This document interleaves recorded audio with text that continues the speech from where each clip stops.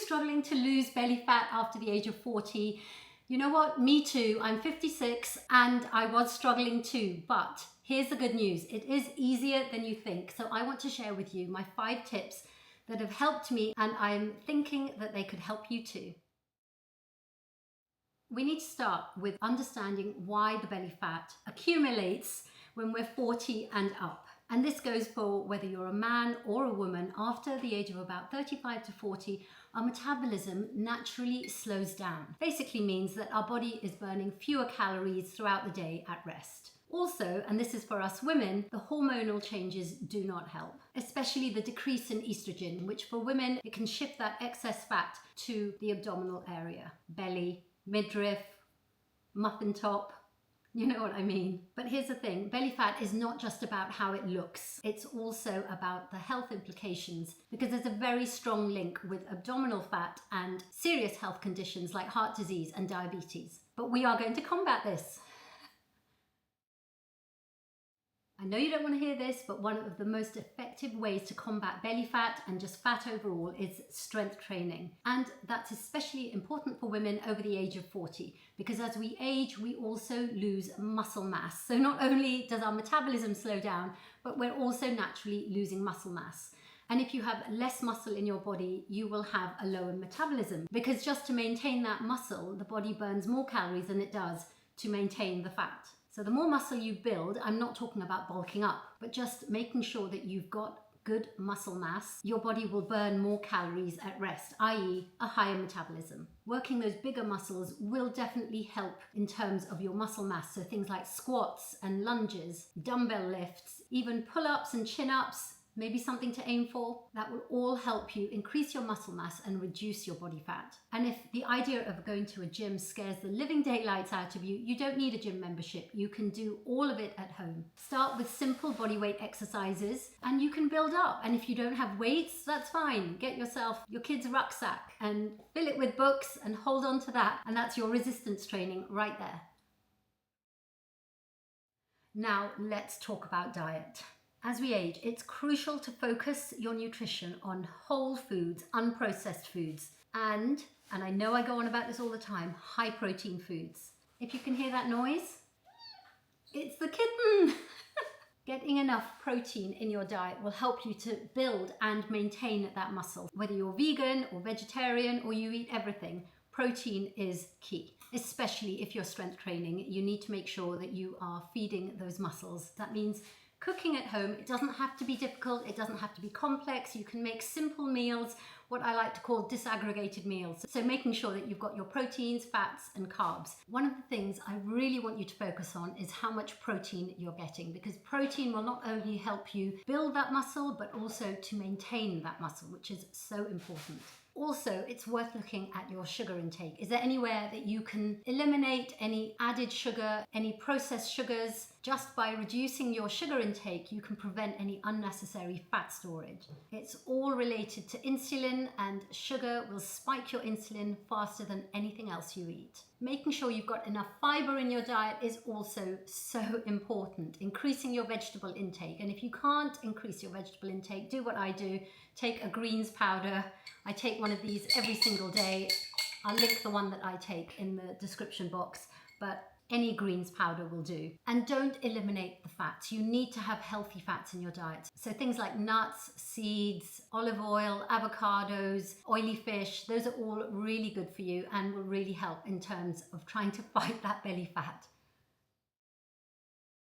Something I think we don't talk enough about is how much stress can affect your weight gain. As a personal trainer, I tend to focus mostly, obviously, on the training, on the exercise, and on my clients' nutrition.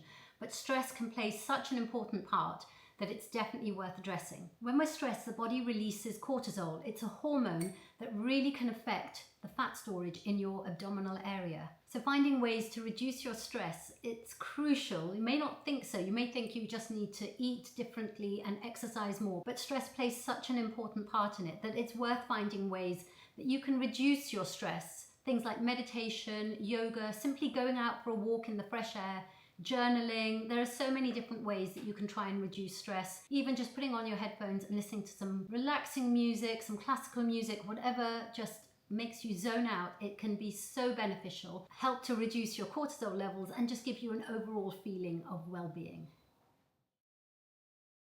I know I keep saying all of these are crucial, but they all are. They're all part of the same matrix. Sleep is another crucial area. If you're trying to lose abdominal fat, there is research to say that if you don't get enough sleep, you will increase fat in the tummy, belly area. Never underestimate the power of a good night's sleep. Not just for how you feel the next day, but in terms of you trying to lose weight. Quality sleep is essential for your weight management and just your general overall health. Not only can lack of sleep lead to kind of bad food decisions the next day and hunger cravings and reaching for something at the last minute that you know you shouldn't be eating, but you're tired and you feel like you deserve it. Aim for, between 7 to 9 hours of quality sleep every day. Get into a routine, get into a habit, something that you can stick to, and find out what works for you. For me, 7.5 to 8 hours is about right for me. And the way I worked that out was by not setting an alarm during the holidays, monitoring what time I woke up naturally. So about 7.5 to 8 hours works for me, but you need to work out what works for you. And getting into a nice calming routine before bed can make all the difference. So whatever that is for you, whether it's turning off your electronics an hour before you go to bed, reading a book, listening to music, again, journaling, anything that just signals to your brain that it is time to sleep. And you'll find that over the course of a few days, if you do the same thing every single day and try to go to bed at the same time every day, your body will get into that routine, it will recognize it, and you'll get a better quality of sleep. And the next day, you'll make better decisions. You'll have more clarity, you'll have more focus, but you'll also have less hunger cravings and pangs. And last up, something that I think is just the easiest thing to implement straight away is take a critical look at your portion size, because the majority of us are probably eating too much. We all overestimate our portion size and underestimate the calories on our plate.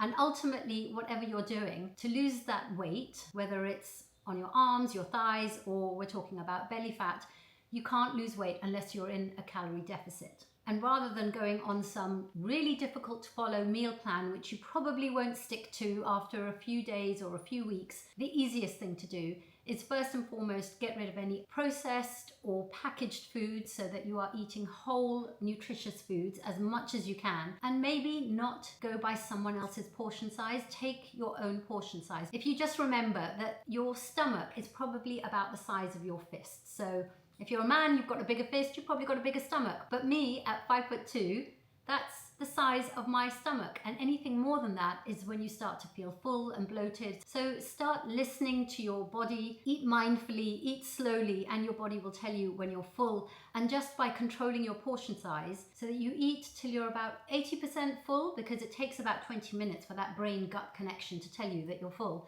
you will reduce your calories without going down some rabbit hole of a meal plan that you can't follow. That's exactly what I've been doing. And although I've still got a way to go, I can see that I am smaller here. My clothes are fitting better. My jeans don't dig into me anymore. And all I did is decrease my portion size. I'm still eating the same things that my family are eating. I'm still eating the same things that I was eating before, but just a smaller portion size. I feel more energetic, I sleep better. I definitely was overeating before. It's such a simple change to make that you can make it right now. You can make that change in your next meal. The difference I've seen, a significant difference in my belly fat, and that could happen for you too. Before we wrap up, here's something to remember. Small, consistent changes can lead to big results over time. You don't have to change everything all at once. Make little changes, stick to those changes. You're creating new habits, and don't get discouraged. Believe in the process. Believe that it will happen for you. Stay consistent over a period of time, because you didn't put on the weight overnight. You're not going to lose it overnight. I know that's harsh, but it's the truth. If you found any of this helpful, please don't forget to give this video a thumbs up so that I know you like it and I can make more videos like this. Subscribe for more, and you can share this with a friend if you feel that they need it, or maybe you want to go on this journey together with a friend. Share the video with them, and I will be back with more tips and more strategies, so I will see you in my next video.